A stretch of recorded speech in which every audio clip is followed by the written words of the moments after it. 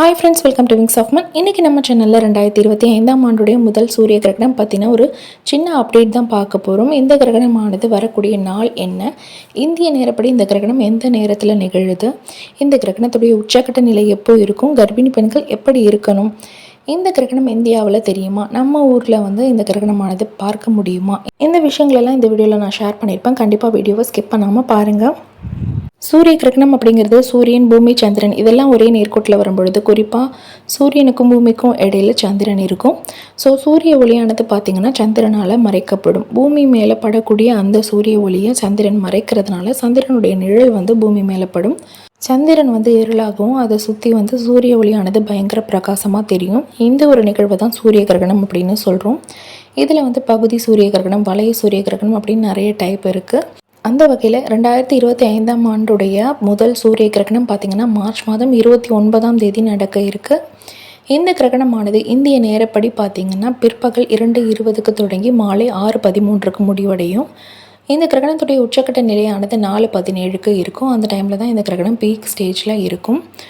இந்த கிரகணம் இந்தியாவில் தெரியுமா தெரியாதா அப்படின்னு கேட்டிங்கன்னா, நம்ம இருக்கக்கூடிய ஏஷியா கண்டத்தில் தான் இந்த கிரகணமானது நிகழுது. இந்தியாவில் பார்க்க முடியுமான்னு கேட்டிங்கன்னா, நம்மளால் இந்தியாவிலேருந்து இந்த கிரகணத்தை பார்க்க முடியாது. பட் நம்ம இருக்கக்கூடிய இந்த கண்டத்தில் தான் இந்த கிரகணமானது நிகழுது. வெளிநாட்டில் இருக்கக்கூடிய மக்களால் இந்த கிரகணத்தை பார்க்க முடியும். பொதுவாகவே கிரகண நேரத்தில் வெளிநாடுகளில் பார்த்திங்கன்னா சின்ன குழந்தைங்களுக்கு, வயதானவர்கள், நோயாளிகள், கர்ப்பிணி பெண்கள் இவங்களுக்கெல்லாம் என்ன ஒரு விஷயம் சொல்லப்படுது அப்படின்னா, தேவையில்லாமல் வெளியே சுற்றக்கூடாது, ஈஸியாக டைஜஸ்ட் ஆகக்கூடிய ஃபுட்டு, நான்வெஜ் ஐட்டம் அவாய்ட் பண்ணிவிட்டு நிறைய வெஜிடபிள்ஸு, ஜூஸஸ் இந்த மாதிரி எடுத்துக்கணும் அப்படின்னு நிறைய ஸ்கூல்ஸில் இந்த மாதிரிலாம் நிறைய இன்சிஸ்ட் பண்ணுறதை நம்ம பார்க்குறோம். ஸோ கண்டிப்பாக கிரகணமானது எந்த அளவுக்கு தாக்கத்தை ஏற்படுத்தும் அப்படிங்கிறத இதுலேருந்து நம்ம புரிஞ்சுக்கலாம். ஸோ நாம் கர்ப்பிணி பெண்களாக இருக்கும் பட்சத்தில் சில விஷயங்களை கண்டிப்பாக ஃபாலோ பண்ணணும். முக்கியமாக கர்ப்பிணி பெண்கள் இந்த கிரகண நேரத்தில் வெளியே சுற்றக்கூடாது. மதிய நேரத்தில் பார்த்திங்கன்னா சூரிய கதிர்கள் ரொம்பவே வீரியமிக்கதாக பவர்ஃபுல்லாக இருக்கும். அந்த கதிர்வீச்சுகள் நம்மளையோ நம்ம குழந்தையோ தாக்கிடக்கூடாது. அப்படிங்கிறதுனால தேவையில்லாமல் வெளியே சுற்றக்கூடாதுன்னு சொல்லுவாங்க.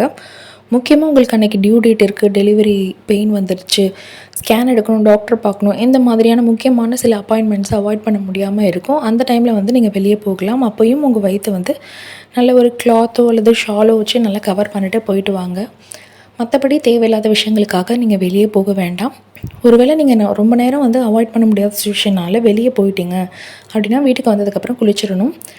குளிக்கும் போது அந்த தண்ணீரில் உப்பு, மஞ்சள் தூள் சேர்த்து குளிங்க. அல்லது கொஞ்சமாக வேப்பங்குழுந்து அல்லது துளசி இலைகளை சேர்த்து குளிக்கலாம். வீட்டுக்குள்ளே தான் இருந்தீங்க அப்படின்னா நீங்கள் குளிக்கணும் அப்படின்னு அவசியம் கிடையாது. உங்களோட ரொட்டீனில் நீங்கள் எப்போ குளிப்பீங்களோ அதை நீங்கள் ஃபாலோ பண்ணிக்கோங்க. வீடு க்ளீன் பண்ணுறேன் அப்படின்னு சொல்லிட்டு நிறைய பொருட்களை தூக்குறது, நகர்த்துறது, கனமான பொருட்களை இழுக்கிறது இதெல்லாம் பண்ணவே கூடாது. கண்டிப்பாக வீடு க்ளீன் பண்ணணும் அப்படின்னு எந்த ஒரு அவசியமும் இல்லை. உங்களுக்கு ஹெல்ப்புக்கு யாராவது இருந்தாங்கன்னா நீங்கள் இதெல்லாம் பண்ணிக்கலாம். நீங்களாக தனியாக இருக்கும்போது கண்டிப்பாக இந்த விஷயங்கள்லாம் பண்ணாதீங்க. இந்த டைமில் சாப்பிட்லாமா, தண்ணீர் குடிக்கலாமா, தூங்கலாமா அப்படின்னு கேட்டிங்கன்னா நிறைய தண்ணீர் குடிக்கலாம், ஜூஸஸ் எடுத்துக்கலாம், இளநீர் எடுத்துக்கலாம். நல்ல நீரோட்டமாக உங்களை வச்சுக்கோங்க. அதே போல் சாப்பிடக்கூடிய உணவு பார்த்திங்கன்னா ஈஸியாக டைஜஸ்ட் ஆகக்கூடிய ஃபுட்டாக நீங்கள் எடுத்துக்கணும். நான்வெஜ் ஐட்டம், ஆயில் ஐட்டம் இதெல்லாம் எடுத்துக்கக்கூடாது. உங்களுக்கு கிரகண நேரத்தில் தேவைப்படக்கூடிய அந்த ஃப்ரூட்ஸு, இது வெஜிடபிள்ஸ் எதுவாக இருந்தாலும் முன்னாடியே கட் பண்ணி பாக்ஸில் போட்டு வச்சுக்கோங்க. ஏன்னா கிரகண நேரத்தில் நம்ம ஷார்ப்பான பொருட்களை பொதுவாகவே ஹேண்டில் பண்ணக்கூடாது. கத்தி, கத்திரிக்கோள், அருவாள் மனை, ஊசி, நகைவெட்டி இதெல்லாம் கூட நம்ம யூஸ் பண்ணக்கூடாது. இது ஏன் அப்படி சொல்கிறாங்கன்னா, நமக்கு கிரகண நேரத்தில் புவியீர்ப்பு சக்தியில் பயங்கரமான டிஃப்ரென்ஸ் இருக்கும். ஒரு உலக்கையை செங்குத்தாக நம்ம நிற்க வச்சோம் அப்படின்னா கிரகணம் முடிகிற வரைக்கும் அந்த உலக்கை நிற்கும். கிரகணம் முடிஞ்சதும் டக்குன்னு கீழே விழுந்துடும். அந்தளவுக்கு புவியீர்ப்பு சக்தியில் பயங்கர டிஃப்ரென்ஸ் இருக்கும். இதனால் நம்ம கை தவறுதலாக கட் பண்ணிப்போம். அப்படிங்கிறதுனால தான் ஷார்ப்பான பொருட்களை ஹேண்டில் பண்ண வேணாம் அப்படின்னு சொல்லுவாங்க. தூங்கலாமான்னு கேட்டிங்கன்னா நீங்கள் தாராளமாக தூங்கலாம். 4 மணி நேரத்தை தூங்கியே நம்ம கழிச்சிட முடியும். இந்த மாதிரி தூங்குறது மூலமாக நம்ம கிரகணத்தை பற்றின கவலைகள், பயம் இதெல்லாம் நமக்கு இருக்காது.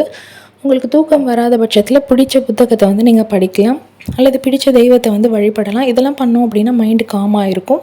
கிரகணம் நடக்குதே, நமக்கு ஏதாவது ஆகிடுமா, குழந்தைக்கு ஏதாவது பிரச்சனை வருமா அப்படின்னு தேவையில்லாத பயம் பார்த்துட்டோம்லாம் நமக்கு இருக்காது. முக்கியமாக நீங்கள் தெரிஞ்சுக்க வேண்டிய விஷயம் என்னென்னா, கிரகணம் நடக்கிறதுனால தான் குழந்தை பிறவி குறைபாடுகளோட, அதாவது மூக்கு மடிஞ்ச நிலையில், காது அறுபட்ட நிலையில், வாய் பிளந்த நிலையெல்லாம் பிறக்கிறாங்க அப்படின்னு எந்த ஒரு சயின்டிஃபிக் ப்ரூஃபும் கிடையாது. நம்மளுடைய முன்னோர்கள் கிரகண நேரத்தில் கர்ப்பிணி பெண்கள் இப்படித்தாம்மா இருக்கணும், இந்த விஷயங்களை நீங்கள் பண்ணக்கூடாது, இப்படி செய்யுங்க அப்படின்னு சொன்ன விஷயங்களை தான் இன்ன வரைக்கும் நம்ம ஃபாலோ பண்ணுறோம். அந்த வகையில் தான் நான் இந்த வீடியோலையும் வந்து இன்ஃபர்மேஷன் ஷேர் பண்ணியிருக்கேன். இந்த விஷயங்களை நீங்கள் ஃபாலோ பண்ணாலே போதும். இன்னும் நிறைய பேர் வந்து டிவி பார்க்கலாமா, மொபைல் பார்க்கலாமா, அப்புறம் லேப்டாப் யூஸ் பண்ணலாமான்னு கேட்குறீங்க. பொதுவாக கர்ப்பிணி எப்படி இருப்பாங்க, மொபைல் அதிகமாக யூஸ் பண்ணக்கூடாது, லேப்டாப் வந்து அதிகமாக யூஸ் பண்ணக்கூடாதுன்னு சொல்லுவாங்க. ஏன்னா அதுலேருந்து ரேடியேஷன் வந்து எமிட் ஆகும். அதே போல் நீங்கள் கிரகண நேரத்தில் கண்டிப்பாக இந்த லேப்டாப்பு மொபைலெலாம் அவாய்ட் பண்ணுறது நல்லது. ஏதாவது முக்கியமான கால் வந்தால் மட்டும் அட்டன் பண்ணுங்கள், மற்றபடி யூஸ் பண்ண வேண்டாம். டிவி பார்க்குறதுனால எந்த இஷ்யூஸும் கிடையாது. டிவி சுவிட்ச் ஆன் பண்ணும்போது, அப்புறம் கிச்சனில் ஏதாவது எலக்ட்ரானிக் ஐட்டம் சுவிட்ச் ஆன் பண்ணுறீங்க அப்படின்னா கை வந்து ஈரம் இல்லாமல் பார்த்துக்கோங்க. இந்த விஷயங்கள் மட்டும் நீங்கள் ஃபாலோ பண்ணாலே போதும். தேவையில்லாமல் பயப்படணும்னு அவசியம் இல்லை. எந்த ஒரு நாளும் சாதாரண நாட்களை போல் கடந்துடும். நான் சொன்ன முக்கியமான விஷயங்களை மட்டும் கண்டிப்பாக நீங்கள் ஃபாலோ பண்ணிக்கோங்க. ஈஸியாக டைஜஸ்ட் ஆகக்கூடிய ஃபுட் எடுக்கிறது, நிறைய தண்ணி குடிக்கிறது, ஷார்ப்பான பொருட்களை அவாய்ட் பண்ணுறது, அதே போல் வந்து வெளியே முக்கியமான விஷயங்களை தவிர்த்து தேவையில்லாத விஷயங்களுக்கு வெளியே போகிறது, இதெல்லாம் மட்டும் அவாய்ட் பண்ணிக்கோங்க. இன்னொரு விஷயம் என்னென்னா, வீட்டுக்கு வெளிப்புறத்தில் நிறைய பேர் வீட்டில் வந்து டாய்லெட் பாத்ரூம் எல்லாம் கட்டி வச்சுருப்பாங்க. அந்த டைமில் நீங்கள் போகாமல் ஹோல்டு பண்ணக்கூடாது. யூரின் மோஷன்லாம் அதிக நேரம் ஹோல்ட் பண்ணிங்க அப்படின்னா நமக்கும் சரி நம்ம குழந்தைக்கும் சரி நல்லது கிடையாது. ஸோ வீட்டுக்கு வெளிப்புறத்தில் பாத்ரூம் டாய்லெட் இருந்தாலும் நீங்கள் உங்களை வந்து ஷால் போட்டு நல்லா கவர் பண்ணிவிட்டு போய் யூஸ் பண்ணிவிட்டு வாங்க. இந்த வீடியோவில் நான் ஷேர் பண்ண சின்ன சின்ன டிப்ஸ் எல்லாம் கண்டிப்பாக உங்களுக்கு யூஸ்ஃபுல்லாக இருந்திருக்கும் அப்படின்னு நான் நம்புகிறேன். இந்த வீடியோ பிடிச்சிருந்தால் லைக் பண்ணுங்கள். கூடவே நம்ம சேனலை மறக்காமல் சப்ஸ்கிரைப் பண்ணிக்கோங்க.